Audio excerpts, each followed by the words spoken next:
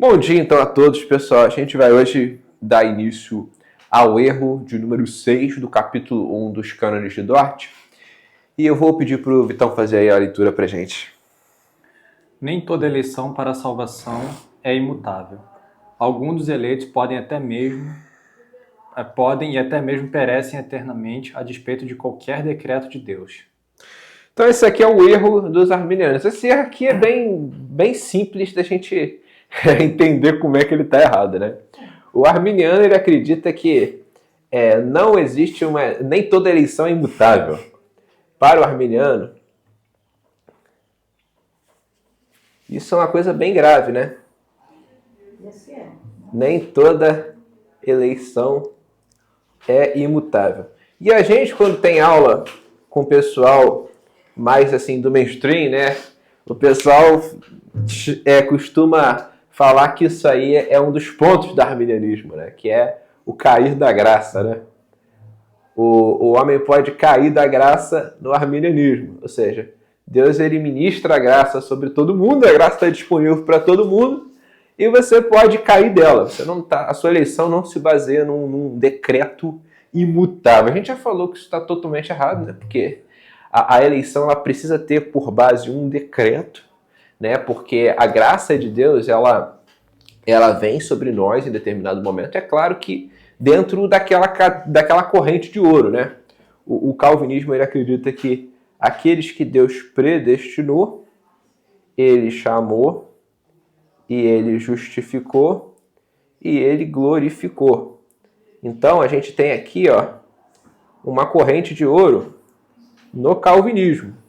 E isso aqui que o arminianismo faz, quebra isso. Ou seja, Deus ele dá a possibilidade da salvação para todo mundo. Então ela não pode ser tida como algo imutável. A eleição não é uma coisa imutável, é uma coisa mutável. Você pode estar na condição de eleito e pode não estar na condição de eleito.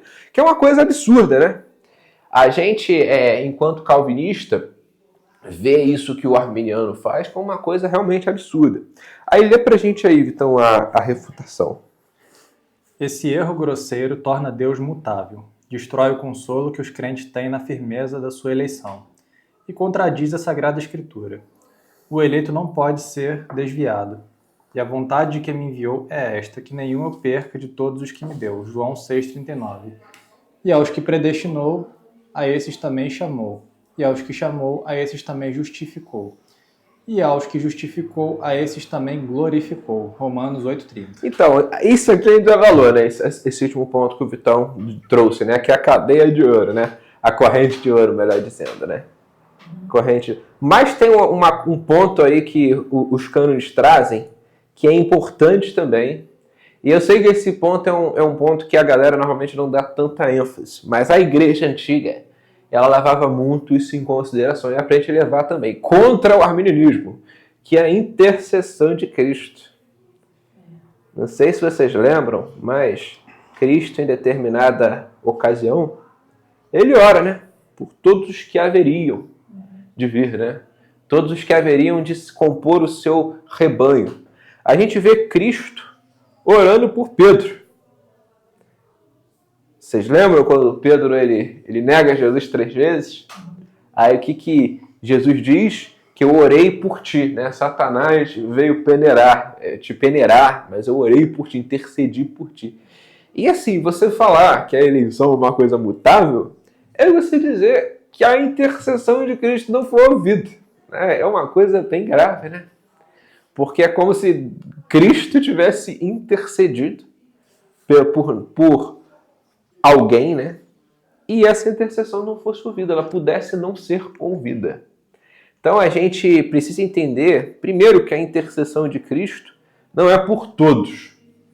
É por todas as pessoas que fariam parte do rebanho dele. Então a gente vê que Cristo ele intercede pelo seu rebanho.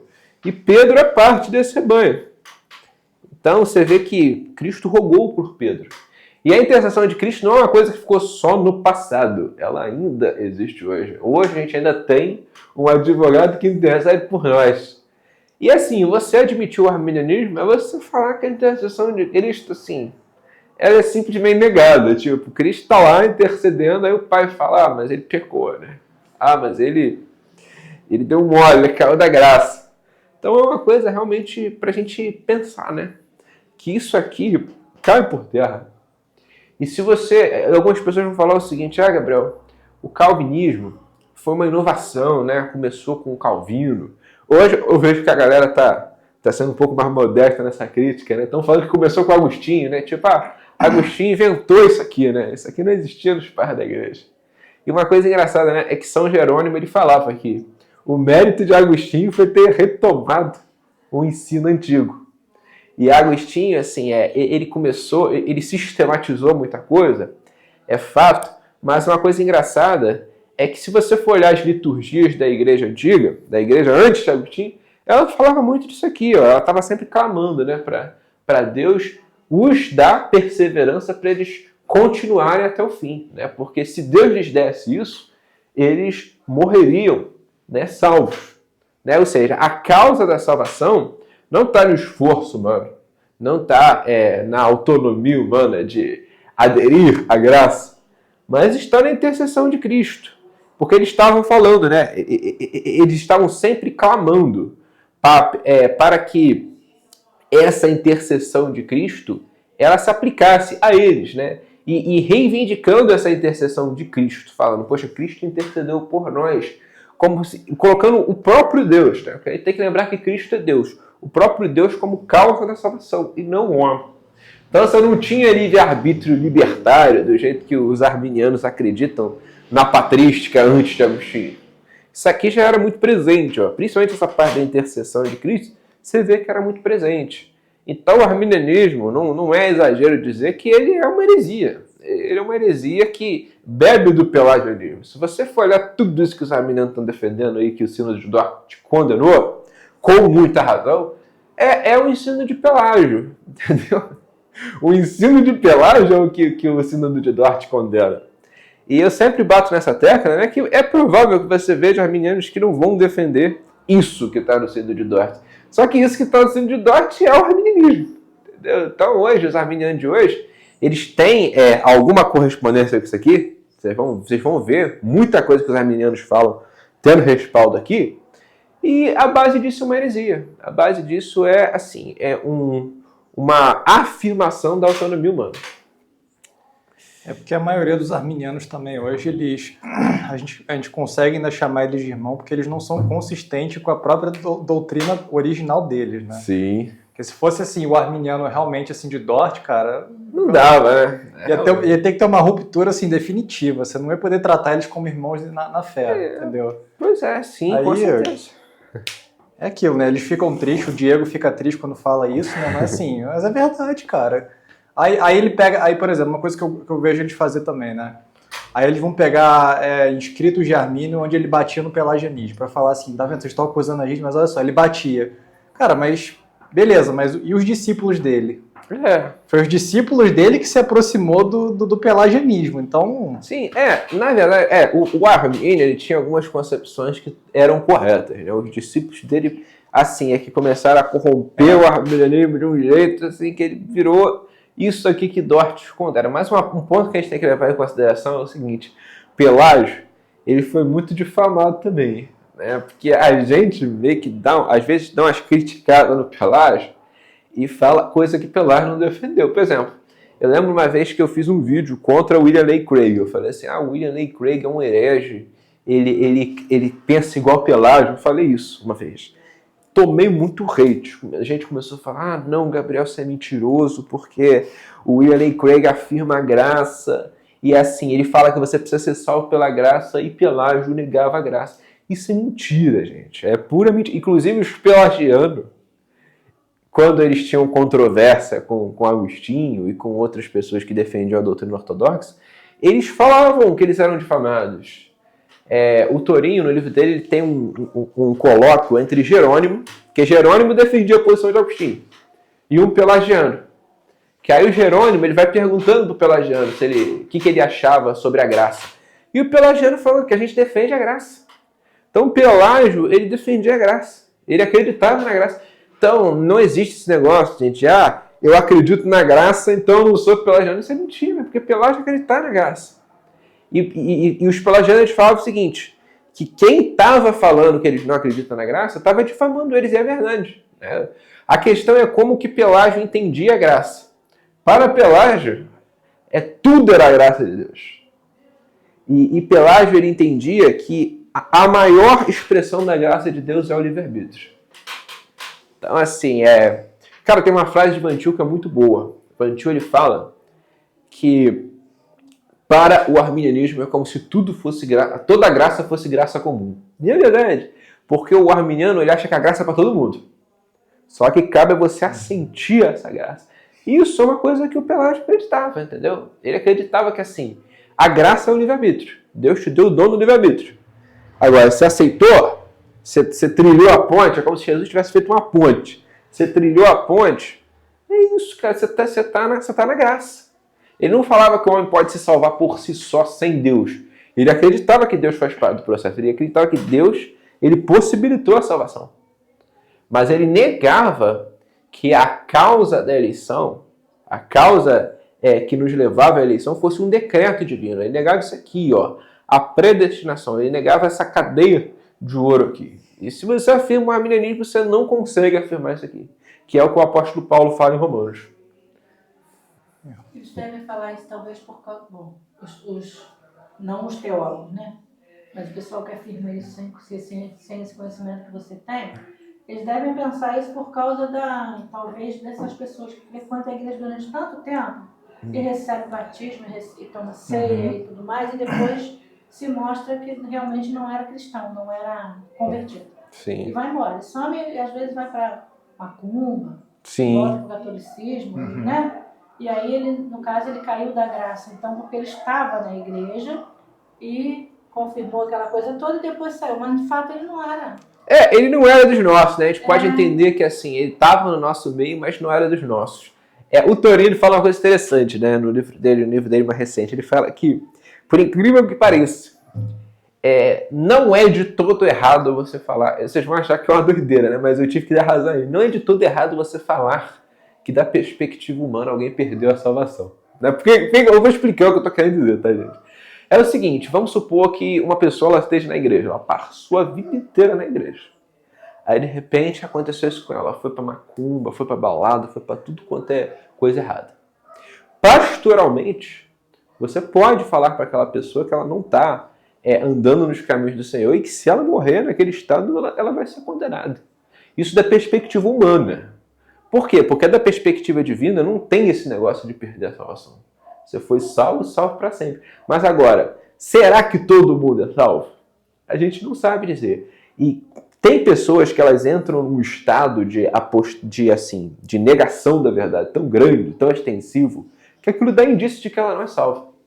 Então você pode... Mas por que eu estou falando isso, gente? Porque vocês vão ver nos pais da igreja, e até dentro de alguns, dentro da tradição reformada, menção à perda de salvação.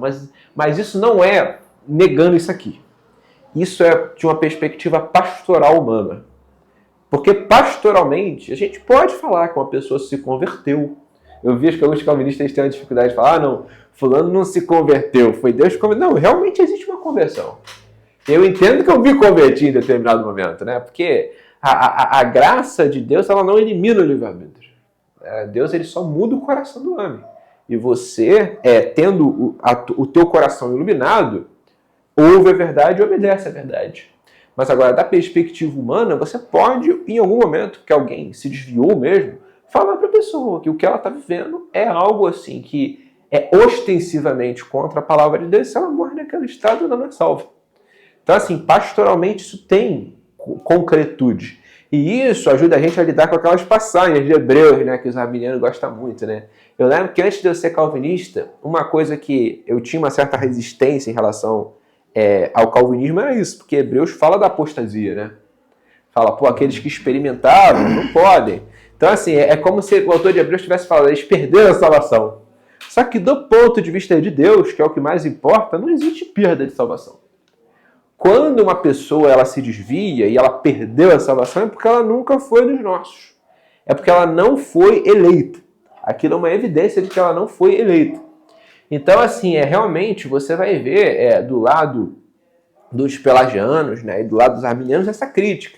Pô, a pessoa estava dentro da igreja, estava num estado de graça, vou usar essa nomenclatura. De repente saiu, como que essa pessoa foi predestinada? Ela não foi predestinada. A resposta calvinista é: ela não foi predestinada. Ela sofreu uma operação do espírito temporal. Que isso é uma coisa que a própria confissão de fé vai dizer, que algumas pessoas, né, elas sofrem uma operação do Espírito Santo e tem uma fé temporal. Isso é muito possível. Tá? Só que eles não têm a fé salvífica, porque a fé salvífica vai manter a pessoa até o fim. E aí, gente, a gente precisa lembrar de uma outra doutrina calvinista, que é a perseverança dos santos, que a gente vai falar mais à frente, né, quando for falar dos cânones. Porque o eleito mesmo, ele vai perseverar até o fim. Essa perseverança dele até o fim pode passar por vários, pode passar por momentos muito difíceis, mas ele vai terminar na presença de Deus. Ele não vai terminar vivendo de maneira apóstata, deliberadamente ofensiva a Deus. Então a gente tem que entender tudo interligado. Pode falar assim. Aquelas pessoas que são colocadas na parede para negar Deus e para, igual aí acontece nas farisadas, elas realmente não negam. Porque sim. realmente elas são convertidas. Sim. E não tem condição de negar, porque Deus não deixa. Sim. Agora, aquelas que negam, elas realmente não foram predestinadas. Aí, né, assim, é uma discussão boa, né? Porque, assim, rolou essa treta na igreja, né? Tinha uma época que, assim, a controvérsia donatista foi sobre isso, né? Teve muito disso, né? Porque o que acontecia, né? Não só na controvérsia donatista, isso foi uma questão que aconteceu muito na história da igreja.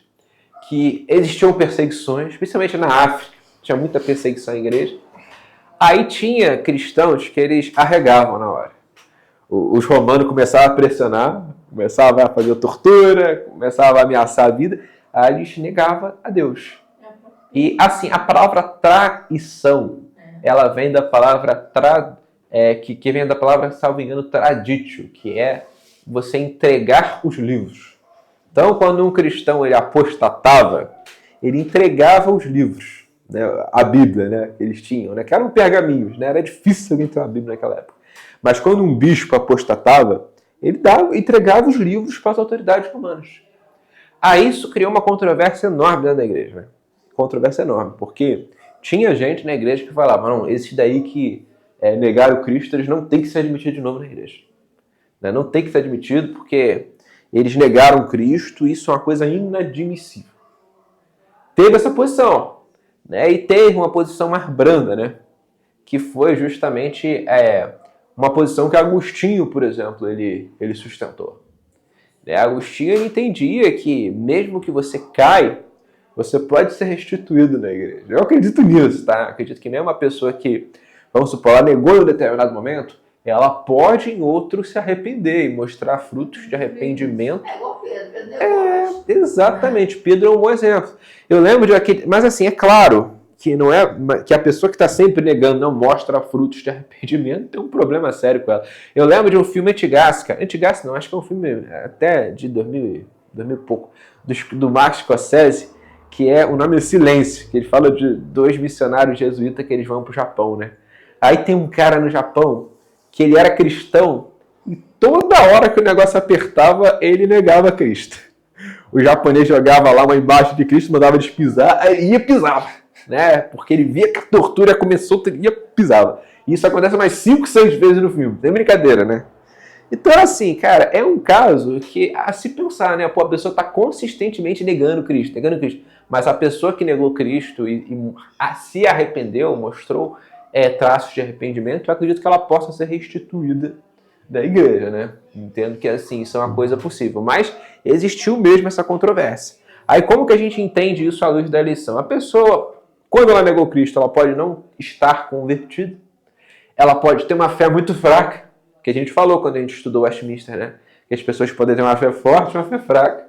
Você pode ser convertido com uma fé muito fraca, né? Mas você ainda é convertido. E assim, essa pessoa vai ter essa fé desenvolvida, né? Desenvolvida a ponto dela realmente mostrar esses frutos de arrependimento, né? Vou fazer uma observação rápida aqui.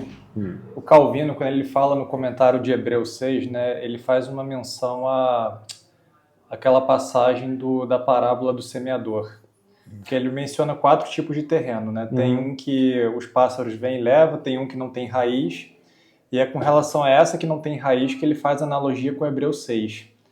Ou seja, eles meio que crescem por um tempo, mas como não tem uma coisa sólida, tipo assim, logo vem o sol e destrói.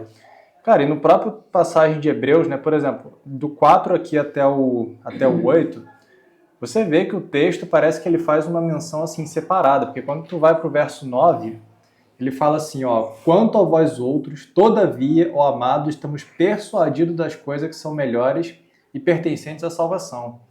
Ou seja, um antagonismo, ele né? tá fazendo, tipo assim, parece que ele faz uma menção a um tipo específico de pessoas, entendeu? Sim. Então...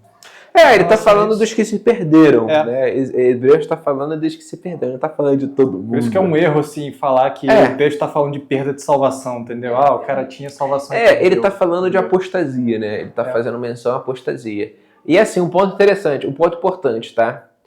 O pecado que não tem perdão é a blasfêmia contra o Espírito Santo. Esse pecado, a tradição reformada entende que nenhum eleito vai cometer, né, cara? Vai cometer ao longo da vida, né? Porque se você, que a blasfêmia contra o Espírito Santo é um pecado que Deus não vai deixar os seus eleitos cometerem, né? Porque se eles cometem, eles não são eleitos, né? Não há possibilidade de ser os dois, né? Seria o quê? Negar a Cristo, a blasfêmia? Não, blasfêmia com o Espírito Santo é você associar algo de Deus a demônio, né? O diabo. Quando que Cristo entrou nessa controvérsia com os fariseus? Porque os fariseus começaram a falar que ele operava aquilo que ele fazia por Beelzebub, né? Aí que Cristo fala, né, cara? Que será perdoado, que quem cometer blasfêmia contra o Espírito Santo não obterá perdão, nem nesse século, nem no vindouro, né? Cristo fala, né? Ele fala sobre a blasfêmia com o Espírito Santo nesse sentido. Então, você atribuir algo que Deus fez ao diabo ou a outrem, né? Isso é blasfêmia com o Espírito Santo, não é? Igual o pentecostal falava, né, cara? Não, você está zoando de quem está falando, né, na glossolalia. Não é isso. Blasfêmia contra o Espírito Santo é você atribuir algo de Deus ao diabo. E que, assim, a tradição reformada vai associar com a apostasia, tá?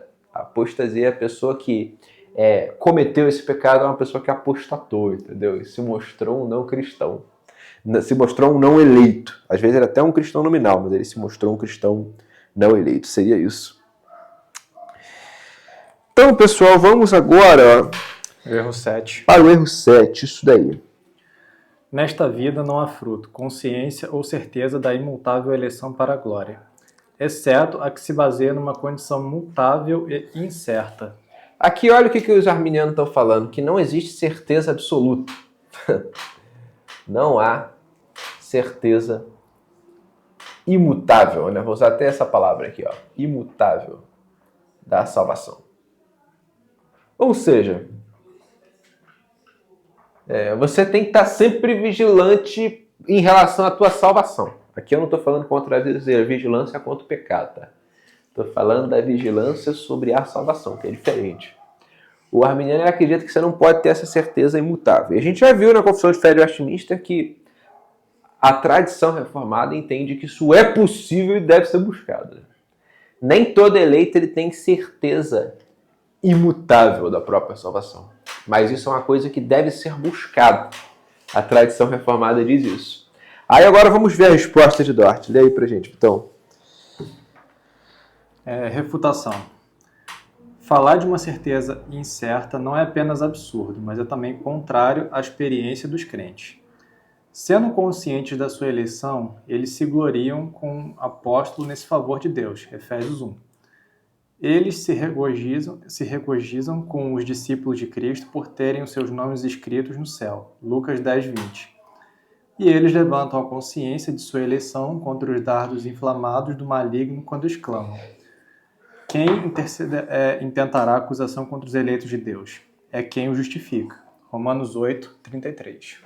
Então, gente, assim, só bater nessa tecla um pouco, gente, a certeza da salvação é uma coisa muito importante, tá? É uma coisa, assim, de importância fundamental. De vez em quando, eu falo, né, que os arminianos eles estão mais perto do papismo em matéria de soteriologia do que da fé reformada. E isso aqui é um outro ponto que prova o que eu digo. Quem que diz que você não pode ter certeza absoluta da salvação, a não ser que seja algo extraordinário? Os papistas. Os papistas, eles não acham que você sustentar uma certeza da própria salvação seja algo correto. Eles veem isso como uma presunção.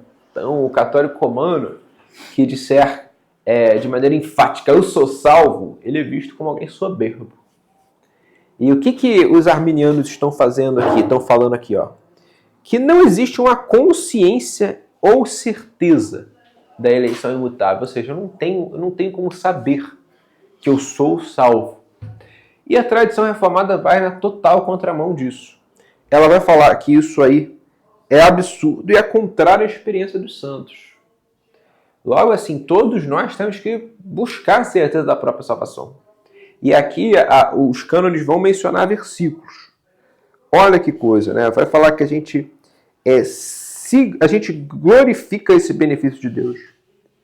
A gente se regozija por saber que nossos nomes estão escritos no livro da vida. E olha que coisa, a gente coloca a nossa consciência da eleição contra os próprios ataques do diabo. Né? Então, assim, a consciência da própria salvação é uma coisa indispensável, cara. Porque, assim, se você não tem certeza da sua própria salvação, você acaba vulnerável a Satanás. Né? Eu lembro muito daquela passagem do Peregrino, né? Que o cristão, ele é preso por um gigante, né? Que é o gigante do desespero, né? Aí o desespero deixa ele no calabouço, aí o desespero bate nele, né? Começa a espancar o outro, né? Que estava com ele lá, que era o Esperança. Aí ele fica muito tempo, né? No calabouço daquele gigante, né? Aí depois ele descobre que ele tem a chave, né? Ele tem a chave para sair daquele lugar, que é a promessa. E aí a promessa, ela tá ligada à salvação, né? As promessas de Deus são para quem? São para os seus eleitos. Né? Então, se você torna a certeza da salvação algo mutável, você destrói isso. Porque que promessa é essa?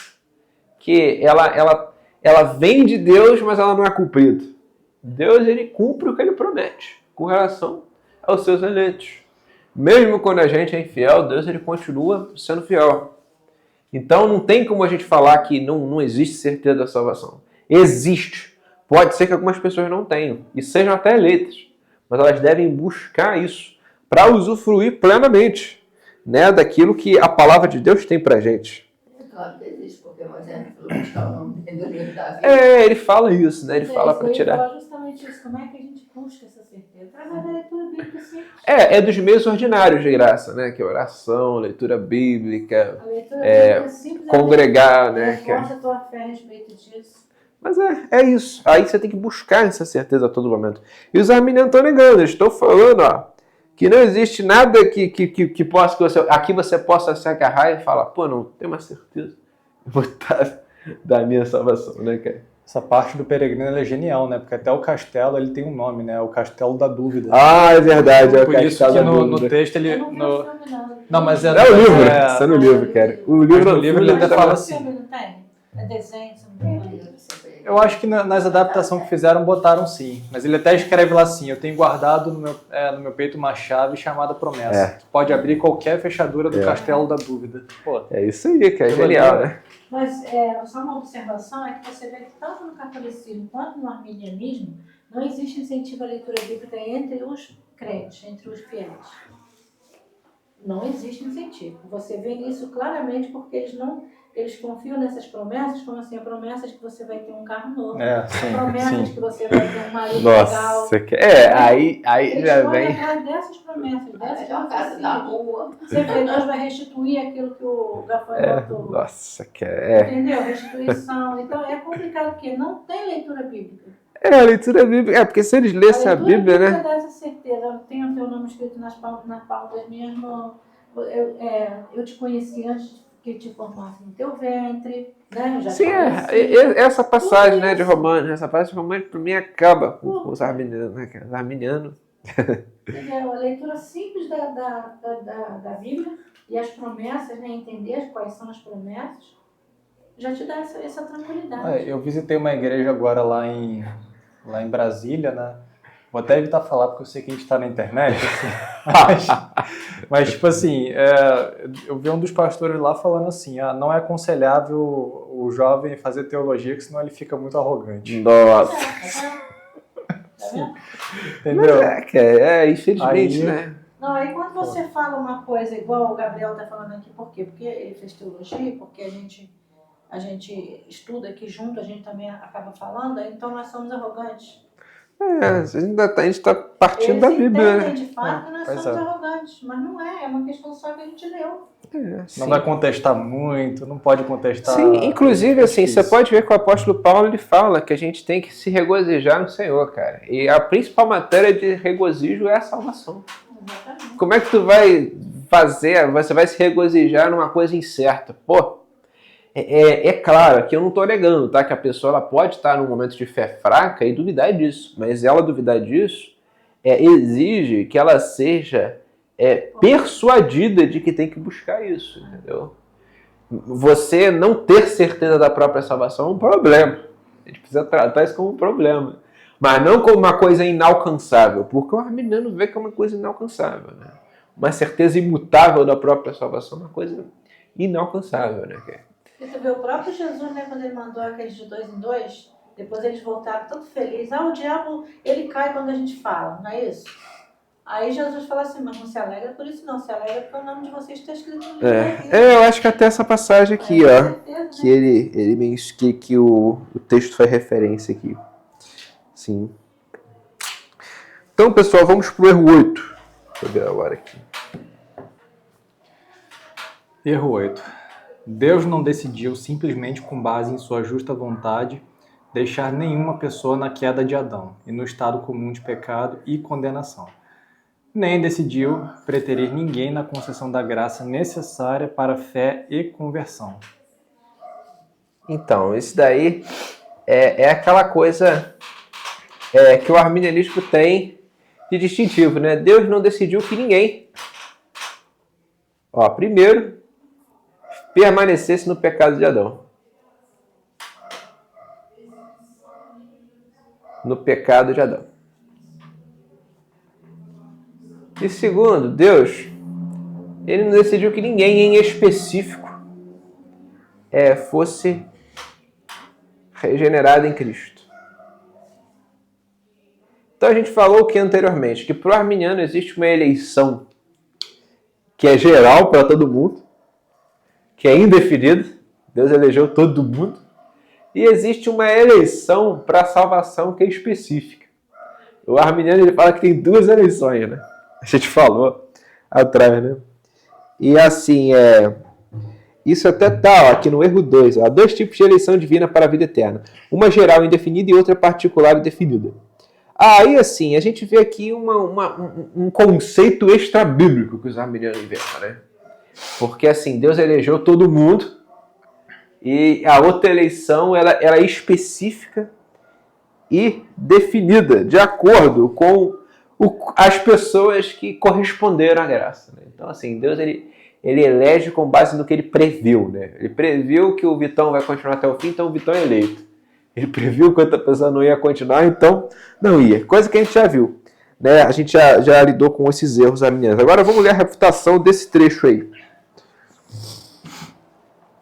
Refutação.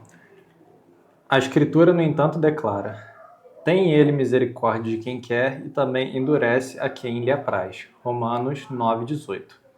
Afirma também: a vós outros é dado conhecer os mistérios do reino dos céus, mas àqueles não lhes é concedido. Mateus 13,11. E ainda: graças te dou, ó Pai, Senhor do céu e da terra, porque ocultaste essas coisas aos sábios e instruídos e as revelastes aos pequeninos. Sim, ó Pai, porque assim foi do teu agrado. Mateus 11, 25, 26. Então a gente vê aqui que Deus ele salva quem quer e endurece quem quer. A gente sempre volta naquele texto, né, de Jacó e Esaú. Eu amei Jacó e aborreci Esaú. Antes que eles tivessem nascido ou feito qualquer coisa. Você vê que Deus ele salva quem ele quer e endurece quem quer. Lembrando que a gente sustenta uma predestinação que ela é assimétrica, né? Deus ele predestina os eleitos para a vida eterna e os não eleitos eles simplesmente são preordenados para a perdição. Eles são preordenados para o seu fim, que é o caso, né? Aqui que o texto ele alude a Esaú, né? Que ele alude aos vasos de desonra. Né? O vaso de desonra não pode olhar para o oleiro e falar, por que me fizeste assim? Então, assim, há claramente uma deliberação divina, né? Por quem é salvo e quem não é. Então, aqui, ó, é muito claro esse texto também. Ó. Tem ele misericórdia de quem quer e também endurece a quem lhe apraz. E aqui, nosso Senhor Jesus Cristo, ele faz uma antítese. Ele vai falar para os discípulos, a vós outros é dado conhecer os mistérios do reino dos céus, mas àqueles não lhes é isso concedido. Ou seja, Deus ele manifesta os mistérios do reino dos céus apenas aos eleitos. O não eleito ele pode ouvir, ele pode até entender de uma maneira intelectual, né? Mas ele não conhece aquilo efetivamente, né? Porque apenas com o Espírito Santo. Igualmente, graças te dou, ó Pai, Senhor do céu e da terra, porque ocultaste essas coisas aos sábios e entendidos e as revelaste aos pequeninos. Sim, ó Pai, porque assim foi de teu agrado. Deus quis exaltar os pequeninos, né? Deus quis exaltar as coisas loucas do mundo, né? Para confundir os sábios. O apóstolo Paulo vai dizer em 1 Coríntios, né? E o 1 Coríntios é interessante, que o apóstolo Paulo fala para a igreja de Corinto, perceba que não são muitos os sábios, segundo a carne, que se salvam. Né? Aí ele vai falar, mas Deus escolheu as coisas loucas desse mundo, né? Para confundir os sábios. E os que não são para confundir o que são. Isso baseado em quê, gente? Baseado na vontade de Deus. Deus ele faz isso porque ele quer. A resposta é essa. Quando a gente tenta explicar, pô, mas Deus quis por conta disso, disso e disso, a gente já está eliminando a suficiência da vontade de Deus. Porque Deus quis e acabou, entendeu? Deus é um ser supremo. Existe uma distinção entre o Criador e a criatura. E Deus, na sua superioridade, na sua supremacia, escolheu uns e não outros. É muito simples. Mas o arminiano, para manter a sua autonomia, para afirmar que ele não precisa única e exclusivamente de Deus para ser salvo, ele vai sustentar todo esse sistema, né? Esse sistema teológico, que vai trabalhar com duas eleições, que vai negar a cadeia de ouro, que vai negar a eficácia da intercessão de Cristo e que cai em todas essas heresias que a gente está falando aí, né? Mas a causa raiz disso é a afirmação da autonomia humana. É você poder dizer, no fim das contas, não, a salvação está aberta para todo mundo. Cabe a mim uma parte nisso aí, cabe a mim cruzar a ponte, né? Tem uma ponte que nem aquele senhor uma vez falou para mim no asilo, né? Quem me salva não é Cristo, né? Quem me salva sou eu mesmo. Ele falou isso para mim, né? É claro que é difícil até tu imaginar um arminiano falando isso, né? Mas no fim das contas, o sistema teológico deles aponta para isso, né? A graça de Deus é simplesmente uma possibilidade. É uma possibilidade que você pode agarrar ou não, né? A graça é irresistível. Sim. A graça é irresistível, exatamente. Vamos pro erro 9, gente? Erro 9. Deus envia o evangelho a um povo e não a outro. Não apenas e unicamente por causa do bom propósito de sua vontade, mas porque um povo é melhor e mais digno do que outro, ao qual o evangelho não é comunicado. Aí você vê, olha que coisa engraçada, né? Deus ele se revela a um povo porque ele é melhor, né? Então, assim, Deus se revela aos melhores, né? Então, assim, se você for seguir a lógica dos arminianos, Deus elegeu a nação de Israel porque ela era melhor do que as outras, né? As nações estavam tudo ruim, né? E Deus foi e falou, não, Israel é bom, eu vou eleger Israel, né? Nossa, se for assim, né, Deus escolheu muito mal, né? Porque Israel estava sempre pecando, né? Estava sempre caindo após outros deuses, né? Estava desobedecendo a lei, estava fazendo coisa errada, né? Mas os arminianos estão dizendo assim, ó, que ele envia o evangelho ao povo a um povo mais que a um outro, não por causa do bom propósito da vontade dele, ou seja, não é porque ele quis, não é porque Deus tem um propósito com eleger esse povo, mas é porque um povo é melhor e mais digno que o outro. E assim, só para vocês não falarem que eu estou olhando para o Antigo Testamento, né? Porque o Antigo Testamento, ele nos serve para explicar as realidades do Novo Testamento, né? Porque a Bíblia é uma só. Mas aqui os arminianos estão falando do Evangelho. Estão falando assim, ó, veja bem, ó, por este ser melhor e mais digno que o outro, ao qual o Evangelho não é comunicado. Então, assim, o que o arminiano está falando assim? Algumas nações, elas abraçam o Evangelho porque elas são melhores que outras. E isso, assim, é uma completa... A gente vai ler a refutação, né? Mas só para vocês terem uma ideia de que isso é uma completa falácia. É uma completa falácia você falar que, não, um povo é meramente superior a outro, logo ele aceita o Evangelho. Eu vou dar um exemplo, né? Um exemplo, assim, que vocês vão entender na hora. Há pouco tempo eu estava viajando, né? Eu e a Letícia, a gente estava numa pousada aí de repente chegou o gerente do hotel, ele viu que eu estava lendo o livro, né? Estava lendo o livro do David Koises, né? Livro de política. Aí ele perguntou para mim assim, ele foi tentar ser simpático, que livro você está lendo? Aí eu mostrei para ele, né, cara? Falei, então, esse livro aqui, né, é um livro que fala sobre política. Eu dei uma síntese bem rasa mesmo do livro, né? Porque se eu fosse entrar a fundo, acho que ele ia entender. Aí ele falou, pô, legal, eu gosto de ler também. Aí ele falou, eu falei, é mesmo, cara, você gosta de ler? O que você gosta de ler? Aí ele falou, eu tô lendo um livro que é o livro dos 5 Anéis. Aí eu falei, o livro dos 5 Anéis é de um general japonês. Ele falou, pô, tu conhece? Eu comecei a falar com ele. Aí ele falou assim pra mim, pô, Gabriel, eu gosto muito do Japão, eu sou apaixonado pelo Japão, né? O Japão tem uma cultura maneira. Aí assim, quando a pessoa fala que gosta do Japão, cara, eu já... Só que assim, eu falei assim, não, vou dar primeiro uma corda pra ele. Aí eu comecei a falar, não, o Japão é legal mesmo, né, cara, não sei o que, os caras têm educação, cultura. Aí eu fiquei um tempinho, né, falando bem do Japão. Aí, de repente, eu comecei a falar pra ele assim, pô, mas você sabia o que o Japão fez na Segunda Guerra Mundial? Aí ele falou, não sabia. Eu falei, o Japão fez coisa pior que Hitler na Segunda Guerra Mundial. Eu comecei a explicar pra ele algumas coisas que os japoneses fizeram. Aí ele ficou horrorizado, falou assim, nossa, eu não sabia disso e tal. Aí ele ficou, eu comecei a falar um monte de coisa que o Japão fez. Eu falei, então, cara, você pesquisa isso aqui, isso aqui, isso aqui, isso, aquilo. Aí que você vai ver que o japonês não é essa coisa linda, maravilhosa. E por que eu estou usando o exemplo do Japão? Porque é uma coisa que muita gente usa. Muita gente usa isso como exemplo. Eu lembro, até quando teve um podcast com o Nicolas Ferreira, que o Nicolas Ferreira é evangélico, né? Aí ele foi lá no Flow Podcast, aí ele começou a falar que não, a Bíblia ela tem muito a ensinar, né? Para as sociedades e tal. Aí o Igor perguntou assim para ele, pô, mas e o Japão, cara? O Japão é um país muito ateu e lá os caras têm uma moral, assim, excepcional, né? Os caras são muito bons. E assim, não é, né? Porque para você dizer que uma nação é melhor que a outra, você precisa de um critério moral. Com base em que uma nação é melhor do que a outra? E assim, olha que coisa curiosa, né? Em relação ao Japão. Os jesuítas, eles chegaram em peso no Japão, né? Lá por volta do século XVI ou XVII. E, teve um padre lá, um padre jesuíta, que ele falava que o Japão era uma nação muito boa. Era a melhor nação do mundo. Só faltava o evangelho. Depois que ele... Assim, coisa de décadas depois que ele falou isso, o cristianismo praticamente morreu no Japão. E permaneceu morto. Até hoje. Praticamente não tem cristianismo no Japão. O Nicolas falou, tu lembra? Não, o Nicolas falou assim... Ele falou que é como se assim, a Bíblia ela fosse um círculo perfeito e assim, outras morais se aproximassem disso. A resposta dele até que foi interessante em certo aspecto, né?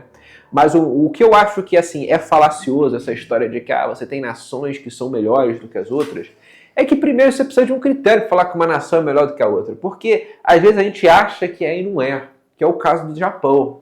Né? Esse rapaz aí que falou que amava o Japão, ele não sabia que, por exemplo, o que os japoneses fizeram na China, por exemplo, na época da Segunda Guerra Mundial, que eles fizeram coisa pior que os nazistas. Tem coisa, não é exagero, gente, eu não vou falar aqui porque tá gravando, mas teve coisa que os japoneses fez na Segunda Guerra que foi pior que os nazistas, cara. Assim, e é coisa de conhecimento geral, cara. Aqui no Ocidente a gente não fala muito, né? Mas lá na Ásia, todo mundo odeia o Japão, ninguém gosta de japonês. Se tu falar para um chinês que ele é japonês, ele fica bravo. Se você falar para um coreano também que ele é japonês, ele fica bravo. Eles não gostam do Japão, né? E tem muito a ver com a Segunda Guerra. E, o Japão você vê taxa altíssima de suicídio, você vê prostituição, você vê muita coisa errada. Eu vi uma Muita coisa errada. Uma reportagem agora do Japão, foi? Eu sei.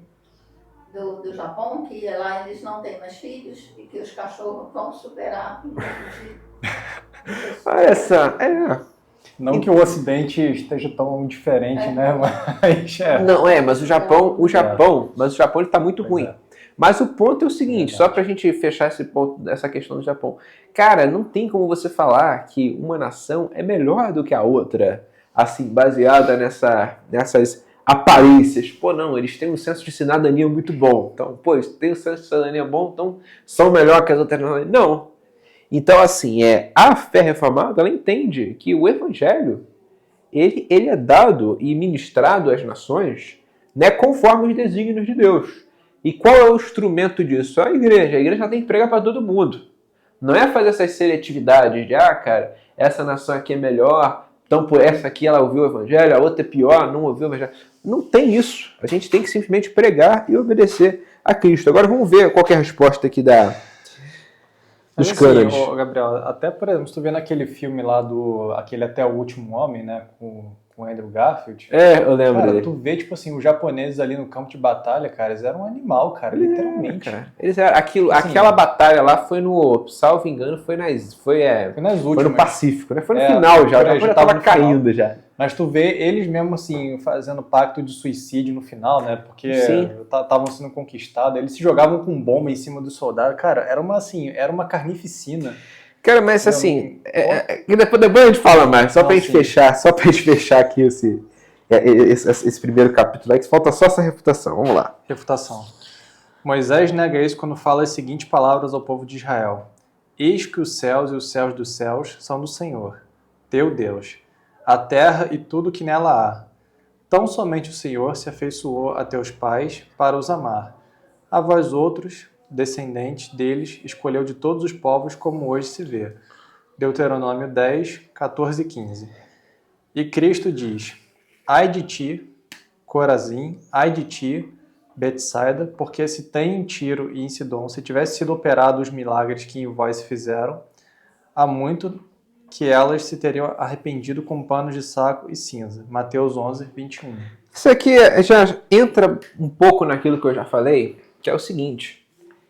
Deus ele se afeiçoou a Israel, esse texto aí que o Vitão leu diz, né? Ou seja, Deus elegeu Israel porque ele quis. Deus simplesmente quis eleger Israel. Aí você pode falar assim para mim, Gabriel, mas não tem a promessa de Deus a Abraão? Tem, mas por que Deus escolheu Abraão?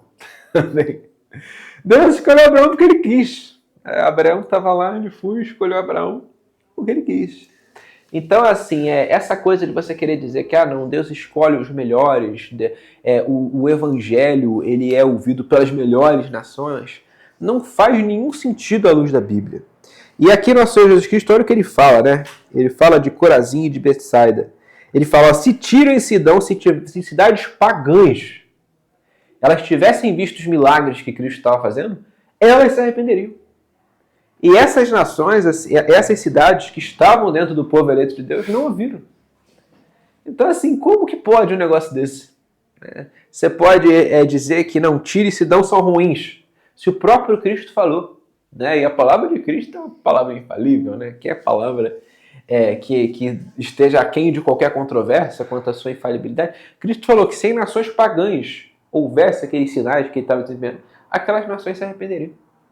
Então, assim, essa ideia arminiana é uma coisa ridícula, assim, uma coisa de estapafúrdia. E aqui um acréscimo, né, que ele parece que ele não cita aqui no texto de Dort, mas você pega Romanos 4, é o exemplo perfeito disso, que ele começa e ele fala assim, né, que pois diremos ter alcançado Abraão, nosso pai segundo a carne, porque se Abraão foi justificado por obras, tem de se gloriar, porém não diante de Deus. Pois diz a Escritura, Abraão creu em Deus e isso lhe foi imputado para a justiça. Sim.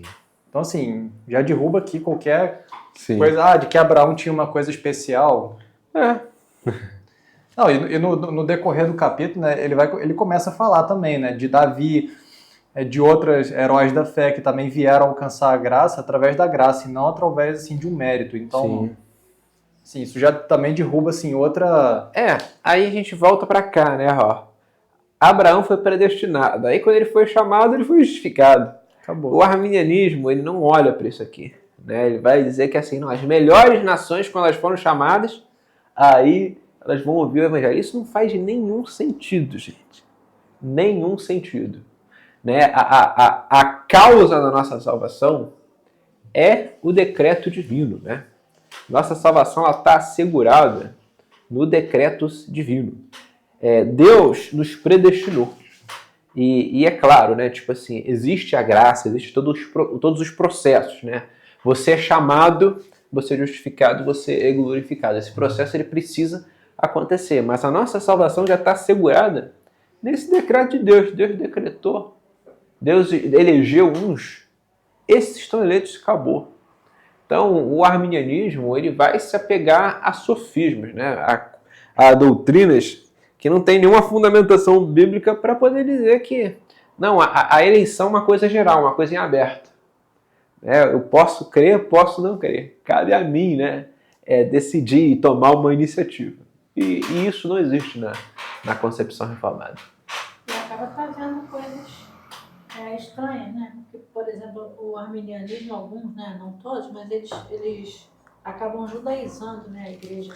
Isso é uma coisa mais recente, tá, Marli? Mas porque, por causa desse entendimento, talvez, que não seja consciente neles, mas que vem no ensino. Porque... Acaba que atrai esse tipo de... consequência indireta, uma mas... consequência indireta, mas porque entendem que Israel é uma nação melhor. Mas isso aí eu já vejo um problema mais escatológico. Como nação, que eu digo, não como... Então, mas isso é um problema mais escatológico. Isso aí está muito relacionado ao dispensacionalismo. Porque é o dispensacionalismo que vai falar o seguinte, vai falar que Israel não foi substituído pela igreja.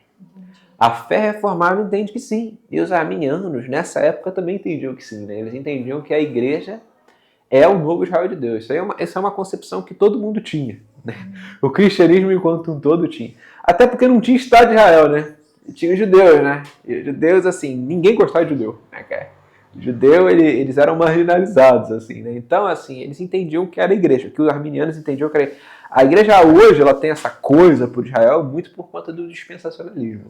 Porque o dispensacionalismo, ele vai sustentar que Deus tem ainda uma aliança com Israel, né, que Israel vai ser restabelecido, não como a gente acredita. Né? Eu, por exemplo, quanto arminianista, eu entendo que Deus tem um papel para os judeus, né, que Israel vai ser salvo no final. Eles vão se arrepender antes da volta de Cristo.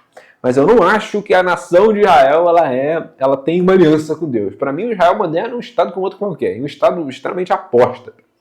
Né? Você pode ver, a maior parada gay do mundo acontece em Israel. Israel é liderado pelas piores pessoas que você pode imaginar. Então, assim, hoje eu vejo que essa tendência, né, essa afeição por Israel, ela vem muito em virtude da escatologia dispensacionalista. Né? E do surgimento, que assim, ela se alimentou muito da criação do Estado de Israel. Né? Quando o Estado de Israel foi criado, acho que foi na década de 50, né? Ou 40, não me no pós-guerra ali, depois foi no pós-guerra, libertaram os judeus. Isso, acho que quando foi criada a nação de Israel, cara, aí os dispensacionalistas, eles tiveram assim, eles ficaram felizes assim, viram, nossa, as profecias se cumprindo. Mas assim, aqui eu vejo que o erro arminiano é mais um erro soteriológico mesmo, sabe? Tanto que assim, eles vão tipo assim, aludir, né, a essa questão de alguns povos serem melhores aos outros, fazendo uma relação franca entre Israel e a igreja. Né? E você pode ver que a resposta do Cânone de Dort, ele vai fazer essa relação também, de Israel com a igreja. A igreja é o Israel da nova aliança. Né? Nós fomos... os judeus foram um ramo que foi cortado e a gente foi enxertado na igreja. Mas isso era uma concepção comum nessa época. Tá? Mas nessa época não existia esse negócio de judaização, não. Muito pelo contrário, né? Eles viam o judeu como assim, a pior pessoa que existe. Né? A igreja viu o judeu... Hoje não, né? Hoje tem pentecostal que se puder ver um judeu e falar, nossa, irmão em Cristo e tal. Chega quase a esse nível. Né? Não é exagero, né? Hoje eu realmente vejo que muitas igrejas estão indo para isso, né? Lamentavelmente. Entendi. Então é isso, gente. Vamos encerrar, né?